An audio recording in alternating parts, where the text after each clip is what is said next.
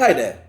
Welcome to Aaron's Wine Talk. This is the first series of sessions that I will be holding regarding wine in general, talking about wine regions, both from the Old World, both from the New World countries, and also about the tasting of the wine and how the wine can combine with food as well.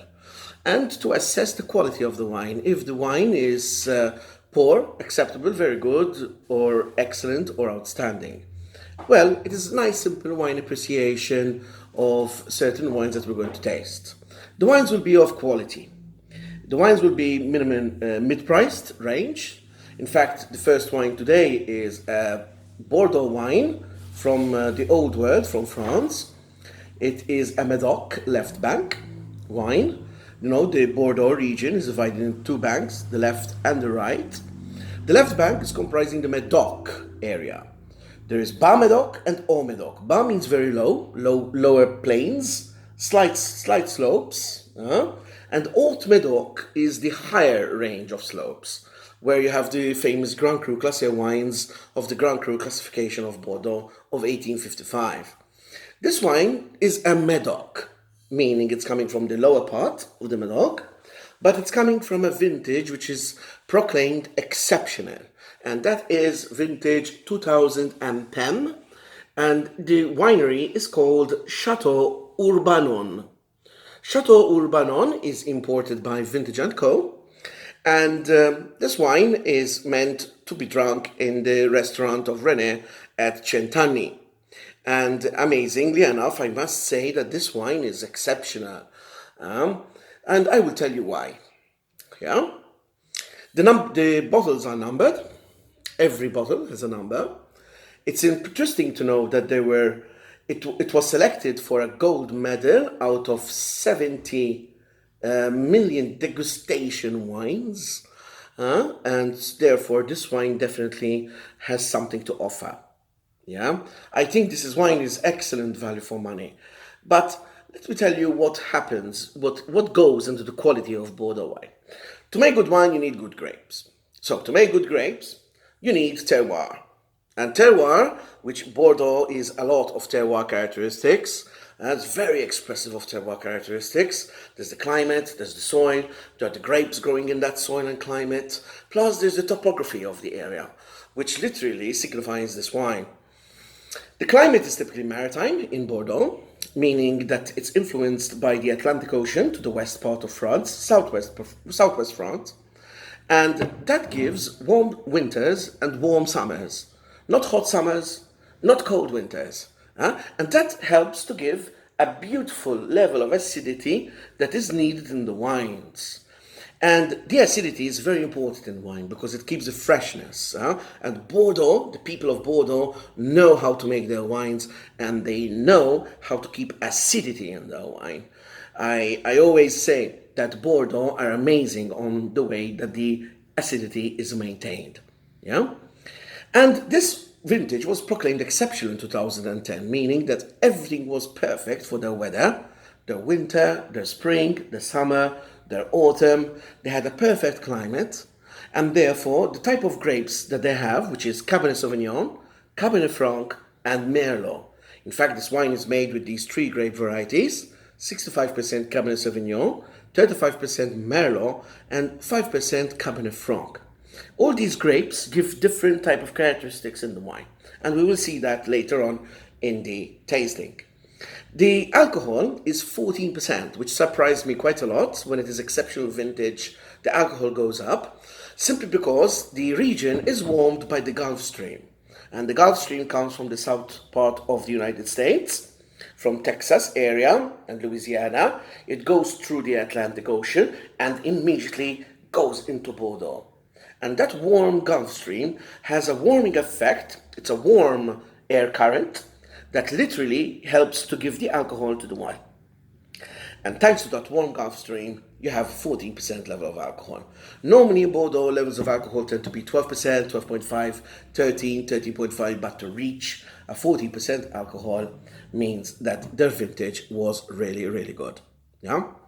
On the soil is very typical in Bordeaux, the gravel soils. The gravel soils is typically like small pebbles, They could give excellent drainage to the roots. The French believe that the soil has to have good drainage, otherwise you cannot have a good quality wine. And that is why there is good quality Cabernet Sauvignon, because the soil is excellent to drainage, the water filters down slowly, so the roots are always in a wet style, and the roots will never dry out. Yeah, so obviously they will keep it for the summer. No irrigation is permitted in Bordeaux. Irrigation is permitted only for experimental vines, which today they don't really do so much, but irrigation is not permitted to make appellation contrôlée wines. An appellation contrôlée is a DOC of Malta. Yes, it is a top quality category of the wine for every European country in the EU. In Italy it is DOC or DOCG, and in Malta it is DOC. In Germany, in Portugal, Austria, and other countries, they also have their own top quality wine legislation, which is totally standardized by the European Union. Today, it is considered as a PDO, a protected designation of origin, which is appellation contrôlée, appellation medoc contrôlée. So the grapes are entirely coming from the area, which is the district part of the Bas Medoc, the lower part of the Medoc. So it is a bigger area, much bigger than the Haute Medoc area. And they have this grape mix, which is interesting, to make quite a full-bodied style of wine. Yes, Bordeaux Reds are known for full-bodied wines because Cabernet Sauvignon is typically thick-skinned. So the thick skin will ensure that the body of the wine is on the high side. It's on the robust side. Yeah. The Merlot grape gives fruitiness, plumminess fruit, a velvety character to the wine. Whilst the Cabernet Franc is amazing on the aromatic character. It helps to give a bit of acidity to the wine, but it helps to give the complexity of herbaceousness, grass, also that famous aroma of pencil shavings. It's like sharpening a pencil and you're smelling at the end part, the graffiti part, you find it in the wine. We hope we find it in the wine that we're going to taste now. The soil not only has very good drainage, but also it absorbs heat. It's like a natural heater. The gravel soils absorb the heat during the day. They radiate it at night and they continue the ripening process. Plus the vines are low trained, single Guyot on wire training to control the yield. They have quite low yields here, up to 40 hectoliters per hectare, which is quite low. A low yield mean a top quality wine. Higher yields will give obviously less quality and style. And another factor affecting quality is the vine density. They have a very high vine density. They have up to 8 to 10,000 vines per hectare, meaning that the vines are very close together when they are planted, so that the roots struggle to reach the nutrients beneath the subsoil.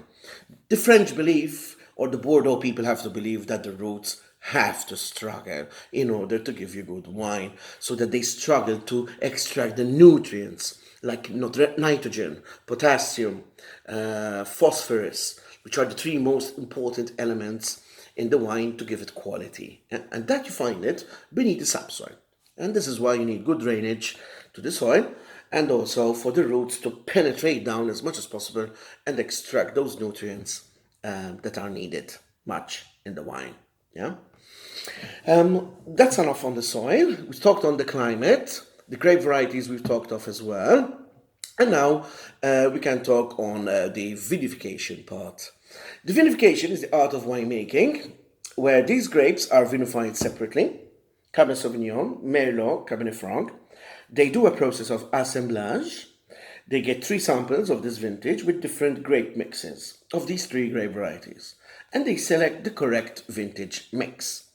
This year, in 2010, which is 10-year-old, a wine, they had 65% Cabernet, 35% Merlot, and 5% Cabernet Franc. That Cabernet Franc helps to give that aromatic character, as we said, and it seems that they wanted that slight aromatic complexity coming in the wine. But they definitely wanted structure. They wanted some wine which can age for long and with a better aging potential. In fact, this is 10 years old, so this wine even can age more. And thanks to Cabernet's thick skins, you can have a wine that can age for a longer period of time. In my opinion, this wine can age a maximum of 20 years. which is amazing for a medoc style, but very, very, very well made. Skin maceration is about 3 weeks on skins, meaning that the maceration with the skins will extract color at high temperatures, at about 30 degrees. And 28 to 30 degrees is enough of heat to extract the color and the tannin from the skins of the grape. So we call that skin maceration. Plus, this wine does a lot of remontage and pigeage. They pump over the juice, the wine, from the bottom part of the vat, and they take it over to the top to break the crust of skins, so they have a better distribution of color. Plus, pigeage is done when someone goes on top of the vat, of the tank, and pushes down the crust of skins in order to get a better extraction of color. Very good winemaking methods. This wine is aged in French oak. The oak is coming from the forests close by, mainly Tronçais, Limousin, Montluçon, oak. There is also an appellation for different oak categories in France. And French oak is quite expensive. You need three huge trees of oak in order to make one French oak barrel. It costs over 700 euros a barrel. And this is 18 months in oak. They have a variety, it's not all new oak. So it is new oak, first year, second year, and even third year oak. Oak can last up to 4 years. After 4 years, you have risks of cross-contamination and not to be used for wine. But definitely this has a mixture of different years of oak maturation. But 18 months is quite a long time. Yeah, that means that this wine is quite full-bodied in style, meaning it can resist the long months of oak maturation. Yeah, we will see this when we come to taste it. So, this is the wine, a glass. So, we're on the appearance, on the nose, and on the palate. We're going to do an organoleptic wine tasting session. On the appearance, I can see that it has quite a deep intensity. It's still deep after 10 years. Normally, a red wine is purple in youth. After 3 years, it normally changes into ruby, then into garnet, into tawny, and into brown, the finishing color of red wine. In this, here on the appearance, I am just seeing ruby. So after 10 years, a ruby character is still there. Garnet, there's hints of garnet, just slightly on the rim, just slight hints, meaning in a couple of years' time, it's definitely going to change to garnet. So this shows that this vintage was exceptional, and just by looking at the wine, I can see that beautiful ruby character, ruby color, which gives signs of development, but still, after 10 years, it's not that fully developed. That means that on the appearance, this wine can continue aging, because it can still change into garnet and into tawny. Yeah, we will see this after 10 years, but obviously we've got to, if we still see here after 10 years. So very deep intensity. It's amazing on the color, how deep it is. I'm very, very much surprised about that. The color as well surprised me. Plus the legs and tears of the wine surprised me too. At 14% alcohol, it's very rare for Bordeaux wine to have this style of alcohol. Alcohol helps in longevity. But the alcohol has to be in balance with the acidity, the fruit, and the tannin. The four main components in the wine when you come to taste it on the palate. There has to be balance, meaning not one of those categories overpowers each other. Yeah? And we will see that when we come to taste it. So this we call the legs and tears of the wine. So we have long legs, signs of long legs indicating high levels of alcohol. The legs are also slightly tinted, so when I'm swirling, you can see that the color gives the legs a reddish color, meaning that is very good color extraction from the skins of the grape. The winemaker made a very good job in that. Yeah? There are hints of sediment, dead yeast when you come to swirl the glass.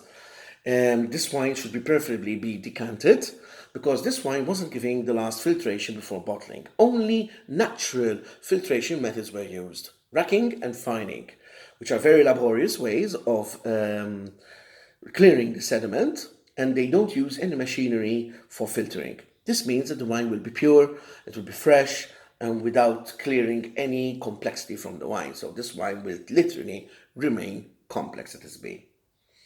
On the nose, so come to swirl, nose goes in.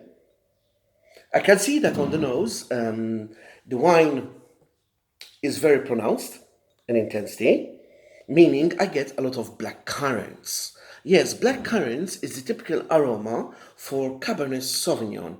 We call it a black fruit character. Um, it very much smells of Ribena. You know, Ribena is typically of black currants or crème de cassis. Cassis is French for black currants, and it's very typical of Cabernet Sauvignon. They have the Merlot plummy fruit coming in. Yes, plums is typical. Black plums I get on this wine. I get some blueberries, blackberry, forest fruits, wild strawberries.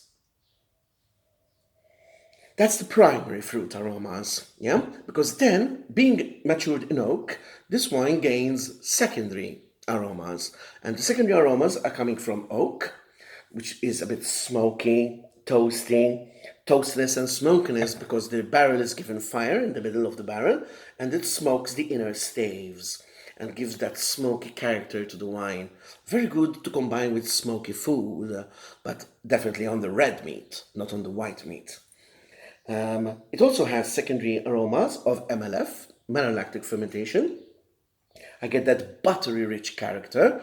Malolactic fermentation is a secondary fermentation in order to make the wine creamy, smooth in texture, and it releases these buttery aromas to match very well creamy based foods.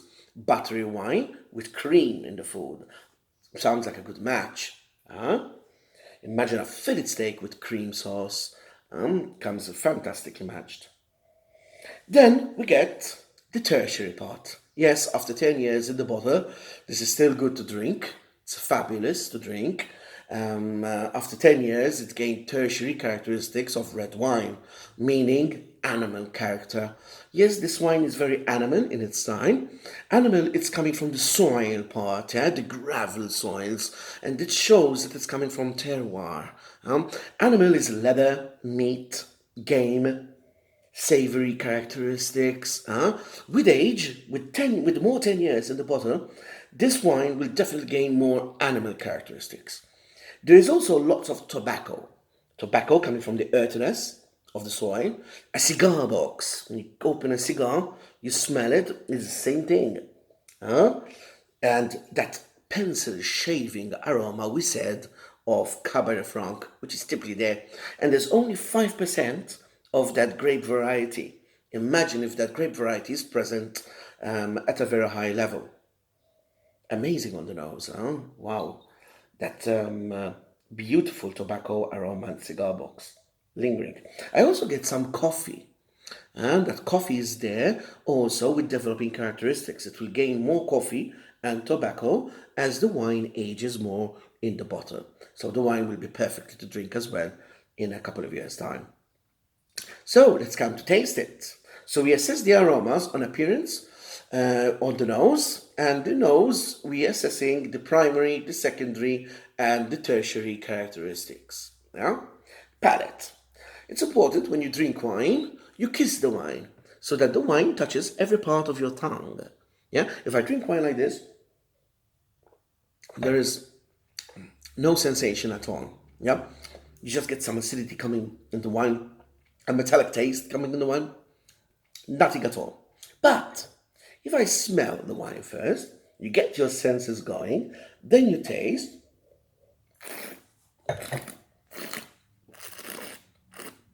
Then you kiss the wine. When you do that, wow, amazing sensation. When you do that, the wine is touching every part of your tongue. The tip of the tongue detects sweetness, the sides detect acidity, salt in the middle, and bitter at the back. And you have much better results, yeah? The fifth taste is umami. There are five tastes today, where umami is felt on the gums, the teeth, at the back of the palate, the leathery character, the meat, game, savory style, which is fantastically there in the wine on the palate. Yeah, umami in the wine, umami in the food. Yeah, we'll talk about that later.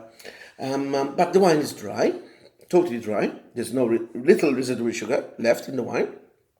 The acidity is very high here on the sides of the tongue, and that acidity is fantastically made in Bordeaux. Thanks to the climate, the soil affects the acidity as well. Climate affects the acidity of the wine, but still on the high side. That means that the wine has a better aging potential. It keeps freshness of the wine, but above all, it is very much in balance with the fruit, the alcohol, and the tannins in the wine. Yes, the tannin, the mouth drying sensation, literally felt on the gums and the teeth, is quite on the high side. It is that dryness you find on the teeth, on the palate. The higher it is, the better the aging potential. But again, that has to be in balance both with the acidity, the alcohol, the tannin, altogether, and the fruit character. Yeah, which there is everything in this wine. Yeah, that I get that sense of earthiness in the wine. I can taste the soil in the wine. It has an earthy tannin characteristics. Yes, we call them earthy, dusty tannins. So literally, it's a wine which is typical of its terroir characteristics from Bordeaux left bank region. The body is quite full bodied. When tannins are high, the body will be at a high level, so it's quite concentrated. You need to match this wine with a food which is very high in texture, full textured foods, rich texture of stews, braised dishes, slow cooking dishes, which also have a lot of umami in it. Umami in the wine, umami in the food. Heavy body in the wine, full textured in the food. Yeah, and slow cooking will literally have a lot of that style.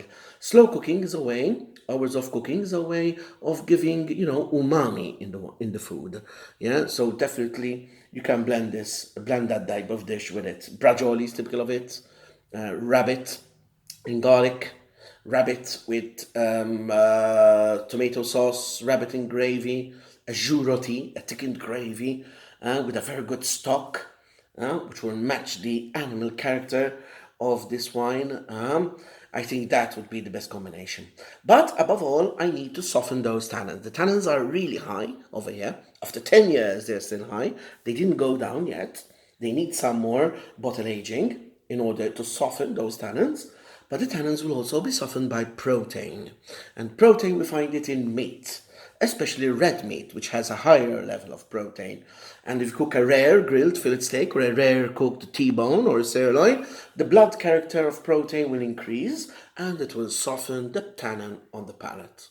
Yeah, so you're going to have a very, very good combination with the type of red meat that I just mentioned. Yeah. The finish in the wine, ladies and gentlemen, it is so long. I still taste the dusty tannins. I don't need to taste this wine again. It's still there. Yeah? The wine is full of terroir characteristics. So a long finish indicates a long aging potential. It lingers on the palate. It stays there. So the wine was very well made and definitely it's worth the 90 points that has been awarded by the Wine Enthusiast magazine, which isn't bad at all. Yeah. As for the fruit character, it is the same as on the nose, both on the primary, on the secondary, and the tertiary. You get the black fruit of black currants coming in, cassis coming in, yeah, creme de cassis, ribena, black fruit, forest fruits. Secondary aromas of oak, smoke, toastiness, a lot of vanilla coming in, vanilla sweet spices, even some cinnamon, nutmeg, cumin coming in. Very good with sweet spice dishes like Indian food, yeah, Indian beef vindaloo, or chicken masala. Those sweet spices of India or the Middle East match very well oak matured styles of wines from Bordeaux. Yeah. Um, uh, but on tertiary, it's still present on the animal character: leather, meat, game, savory, and it's going to gain more animal character as the wine ages. Tobacco, cigar box, cedar wood, I get, an aromatic wood that we have in aromatherapy. A lot of leather, and leather is a sign of complexity in red wine. When you taste it, you are tasting the soil, the gravelly soils of the left bank of Medoc area. Yeah. So as a conclusion, I must say that this wine is excellent, and the wine has no fault at all. In fact, it opened up after 10 minutes. I've opened this wine. It gained much more aromatic character. In fact, as the more you keep it in the bottle, this wine, the more it's going to come out better. Yeah, because it needs aeration. Imagine it was closed for 10 years. It needed some air. It needed some air to breathe. Yeah. Yes, you can decant this wine. Decant will help aerate the wine as well, and besides leaving the sediment inside the bottle. Yeah. The sediment can affect the palate. Yeah, but the sediment will always be found at the bottom part. Yeah. If after you store the wine from a horizontal position, keep it vertical for a few minutes. Keep it there so that the sediment settles down as much as possible to the bottom part of the bottle. If you want to open the wine or drink the wine from the bottle itself and not from the decanter. Yeah. I think this wine can age for another 10 years very easily. I would give this wine 20 years maximum. It could age for more, probably even 20, another 15 years can go, because the tannins are very high. The fruit is very rich as well. It's quite concentrated and full bodied. It has a long finish, so that will indicate good aging potential. Plus, the acidity is so refreshing. Yeah. The alcohol we didn't talk about. Yes, the alcohol is found at the back palate over here. That is quite high, but I don't feel the burning sensation of a 14% wine. When you have a high acidic wine and that 14% level of alcohol, normally it will burn at the back palate over here. Uh, that has no signs of burning. That means that this wine is totally well integrated and is totally complex. That means that this wine can age from 10 to 15 years more in the bottle. And that can still gain that garnet color that we talked about, which is still ruby in the glass. Yeah. So as wine and food combination on food dishes, slow cooking will be the best.